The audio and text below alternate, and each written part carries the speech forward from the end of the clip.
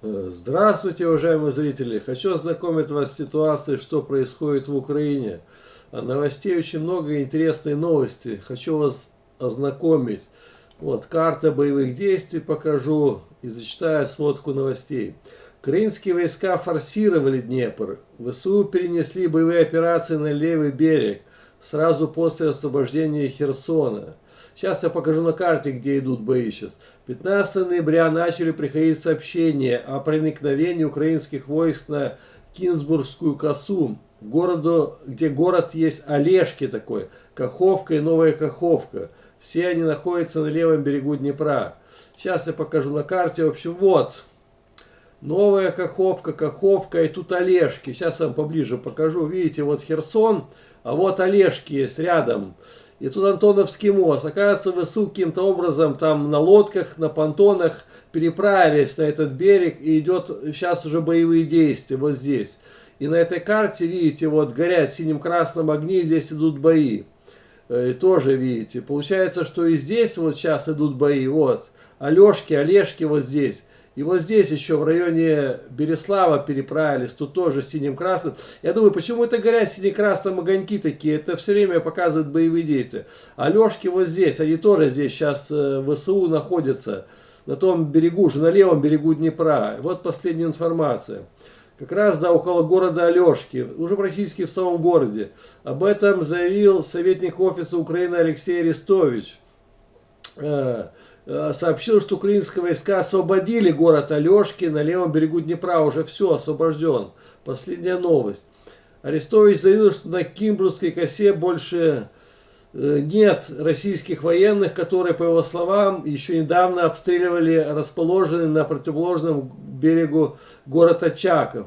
В общем, все, ВСУ сейчас уже перебросили свои части на левый берег. И вот последняя информация. Херсонская область.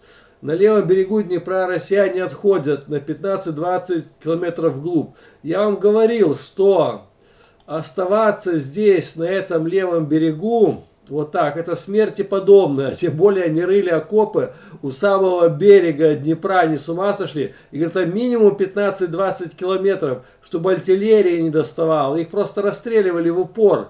Фарш сделали, правильно, слово фарш.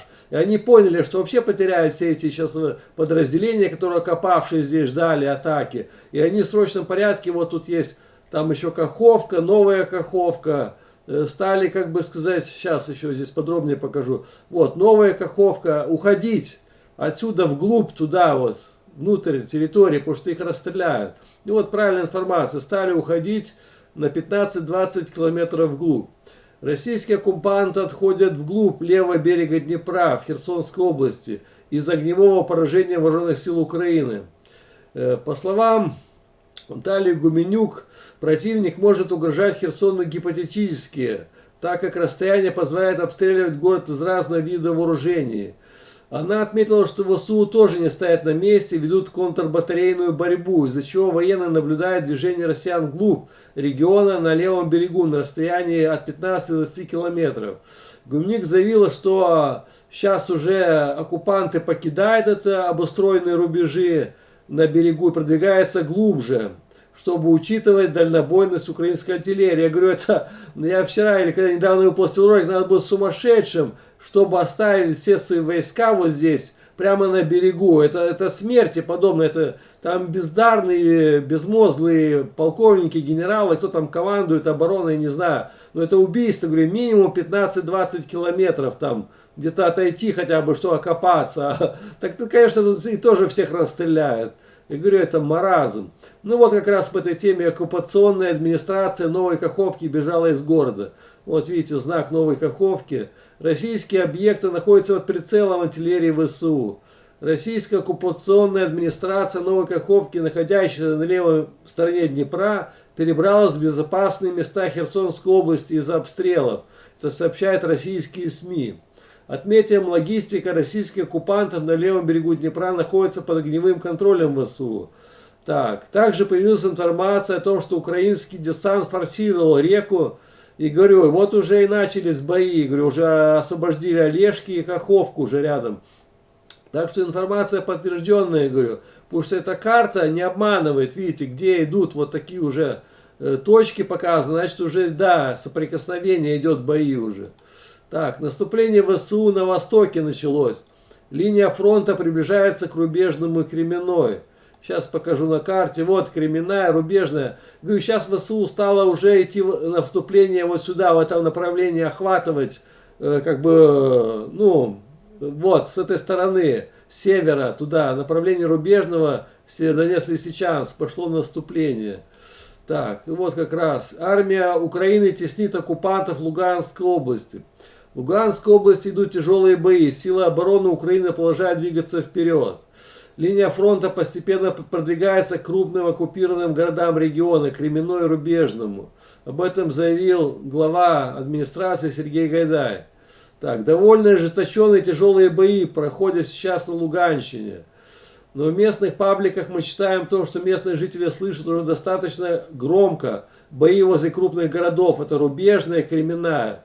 Это говорится о том, что линия фронта понемногу продвигается к нашим крупным городам.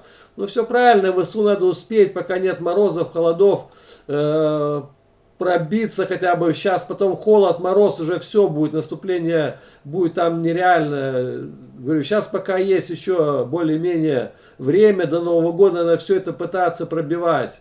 Потому что нельзя останавливаться. Если есть успех, надо укреплять успех. Это такой на войне есть принцип.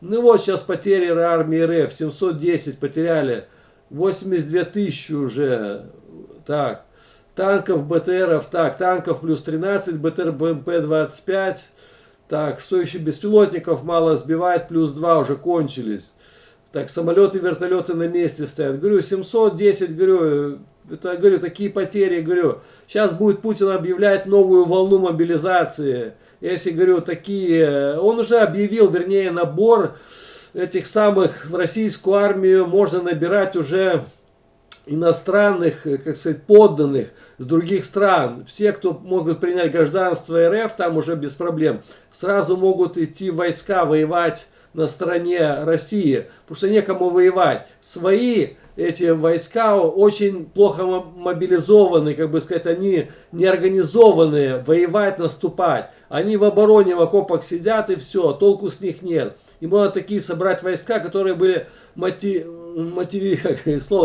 и денежное пособие получать, ну и, как сказать, чтобы были заинтересованы войска воевать, идти на наступление. Нету смысла этой войне, поэтому нет наступления. Говорю, все окопалось. Армия РФ, полностью окопавшись, держит оборону, не помышляет о наступлении. А нет смысла наступать, потому что погибнут все. Ясно, что хаймерсы, вся артиллерия, это импортная, иностранная, вся натовская разбомбит их, все эти наступления. Они, говорю, вот такая ситуация. А нет заинтересованности, нет побед. Украинцы заинтересованы, они побеждают, наступают. А россиян смысла нет умирать за Путина. Понимаете, такая ситуация. И вот потери нереальные, да. 82 тысячи уже потеряны.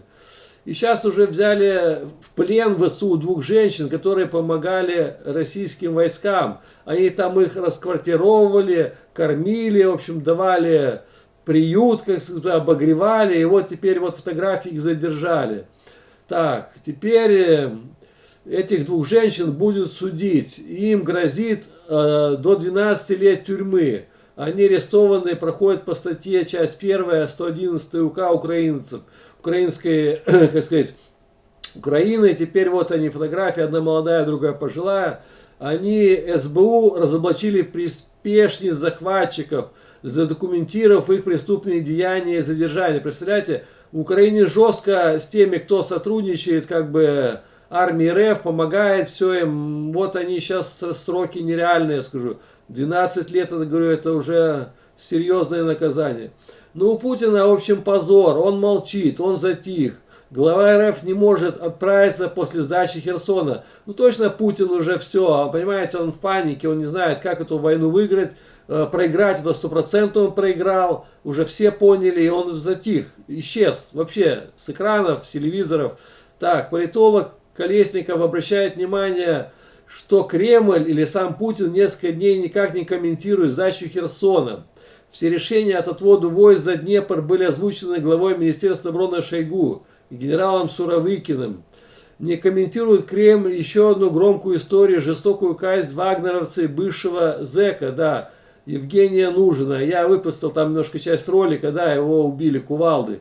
Эксперт отмечает, что Путин последние дни пропал из публичного пространства. Типа он не может отойти от шока. Ну, конечно, шок. Мясорубку устроил и спрятался, как крыса в своем бункере. Сейчас бросил на убой этих сейчас 300 тысяч мобиков, которые в окопах сейчас, не евшие, не спавшие в мороз, там будет ждать, пока их расстреляют байрактары, дроны и вся артиллерия, и умирать будут ни за что. Я говорю, бессмысленная бойня, война проиграна. Уже все поняли, Путин и Шойгу, и все генералы, что это мясорубка, которая уничтожает просто людей ни за что. Россиян и украинцев. Котлы устроили вот здесь. Здесь вот Угледаре, здесь вот Маринки, здесь Адеевки, здесь Бахмуте, здесь Кременной, Рубежном. Это котлы, где в день от 600 до 700 человек погибает. Смысл войны вообще нет, бессмысленная, все. Эта война вообще не имеет смысла, все уже поняли. Только уничтожаются люди просто ни за что и все. Всем спасибо, всем пока, до новых встреч.